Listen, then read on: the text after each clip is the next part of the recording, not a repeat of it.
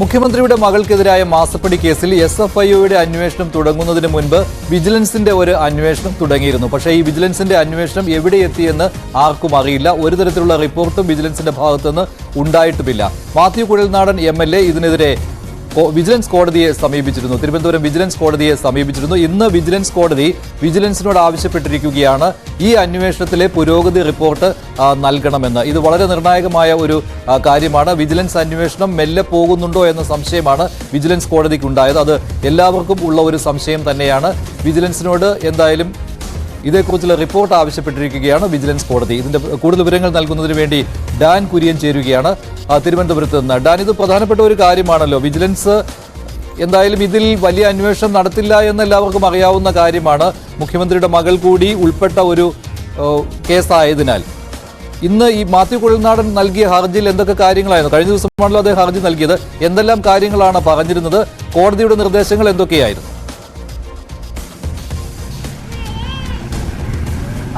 നമുക്കറിയാം മഞ്ജുഷ്, കഴിഞ്ഞ ഏതാനും മാസങ്ങൾക്ക് മുമ്പാണ് വിജിലൻസിനെ നേരിട്ട് മാസപ്പടി വിവാദത്തിൽ അന്വേഷണം നടത്തണമെന്ന് ആവശ്യപ്പെട്ടുകൊണ്ട് മുഖ്യമന്ത്രിക്കും മകൾക്കുമെതിരെ അടക്കം ആരോപണം ഉന്നയിച്ചുകൊണ്ട് വിജിലൻസിന് മാത്യു കുഴൽനാടൻ MLA പരാതി നൽകിയത്. പക്ഷേ അതിന്മേൽ നടപടി മെല്ലെപ്പൊക്കാണ് എന്ന തരത്തിലുള്ള കാര്യങ്ങൾ ഉൾപ്പെടെ പരാമർശിച്ചുകൊണ്ടാണ് വിജിലൻസ് കോടതിയിൽ മാത്യു കുഴൽനാടൻ്റെ ഹർജി വന്നത്. ആ ഹർജിയിലാണ് കോടതിയുടെ ഉത്തരവ് ഇപ്പോൾ ഉണ്ടായിരിക്കുന്നത്. വരുന്ന 14-ാം തീയതിക്കകം ഇതുമായി ബന്ധപ്പെട്ട റിപ്പോർട്ട് സമർപ്പിക്കാനാണ് നിർദ്ദേശം. അതായത് നിലവിലെ അന്വേഷണ പുരോഗതിയുടെ കൃത്യമായ വിശദാംശങ്ങൾ ഉൾപ്പെടുത്തിക്കൊണ്ട് ഇതുമായി ബന്ധപ്പെട്ട റിപ്പോർട്ട് തിരുവനന്തപുരം വിജിലൻസ് കോടതിയിൽ സമർപ്പിക്കാനാണ് കോടതിയുടെ നിർദ്ദേശം.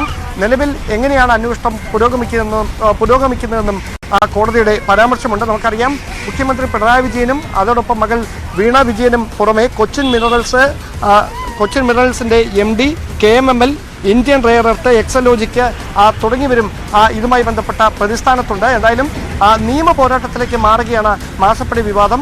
അത്തരമൊരു സാഹചര്യത്തിലേക്കാണ് കാര്യങ്ങൾ നീങ്ങുന്നത്. എന്തായാലും മാത്യു കുഴൽനാടൻ തന്നെ ഈ വിജിലൻസിന് ആദ്യഘട്ടത്തിൽ നൽകിയ പരാതിയിന്മേൽ തുടർ നടപടികളൊന്നും ഉണ്ടാകുന്നില്ല, ഇത് വെറും ആരോപണങ്ങളാണ് എന്ന തരത്തിലുള്ള സർക്കാരിൻ്റെ ഭാഗത്തു നിന്നുള്ള വിമർശനങ്ങളും അത്തരത്തിലുള്ള ആക്ഷേപങ്ങളും ഉയരുന്നതിനിടയിലാണ് ഈ ഹർജി വിജിലൻസ് കോടതിയുടെ പരിഗണനയിലെത്തിയിരിക്കുന്നത്. എന്തായാലും കോടതിയുടെ ഉത്തരവിന്മേൽ വിജിലൻസ് എന്ത് തരത്തിലുള്ള റിപ്പോർട്ടായിരിക്കും ഇനി കോടതിയിൽ സമർപ്പിക്കുക എന്നതാണ് ശ്രദ്ധേയം. ഇതുമായി ബന്ധപ്പെട്ട ഏതെങ്കിലും തരത്തിലുള്ള അന്വേഷണം ഈ വരുന്ന 14 ദിവസത്തിനകത്ത് നടക്കുകയോ അതുമായി ബന്ധപ്പെട്ട ഏതെങ്കിലും തുടർ നടപടികൾ ഉണ്ടാവുകയോ ചെയ്താൽ അത് വലിയ തരത്തിലുള്ള വിവാദങ്ങൾക്ക്, ചർച്ചകൾക്കൊക്കെ വഴിവെക്കുന്ന സാഹചര്യമായി മാറും. എന്തായാലും 14-ാം തീയതിയാണ് ഈ റിപ്പോർട്ട് സമർപ്പിക്കാൻ വിജിലൻസ് കോടതിയുടെ നിർദ്ദേശം വന്നിരിക്കുന്നത്. മഞ്ജുഷ്, ശരി. എന്തായാലും ഇത് പ്രധാനപ്പെട്ട ഒരു കാര്യം തന്നെയാണ്. വിജിലൻസ് അന്വേഷണം മെല്ലെ പോകുന്നു, ഒന്നും നടക്കുന്നില്ല എന്നുള്ള സംശയം ബലപ്പെടുന്ന സമയത്താണ് മാത്യു കുഴൽനാടൻ MLA ഇങ്ങനെയൊരു ഹർജിയുമായി വിജിലൻസ് കോടതിയെ സമീപിച്ചതും എന്താണ് നടക്കുന്നത്, എന്താണ് റിപ്പോർട്ട് എന്നുള്ള കാര്യം കോടതിക്ക് നൽകുവാൻ വിജിലൻസ് കോടതി ആവശ്യപ്പെട്ടിരിക്കുന്നു. എന്തായാലും മാർച്ച് 14-ാം തീയതി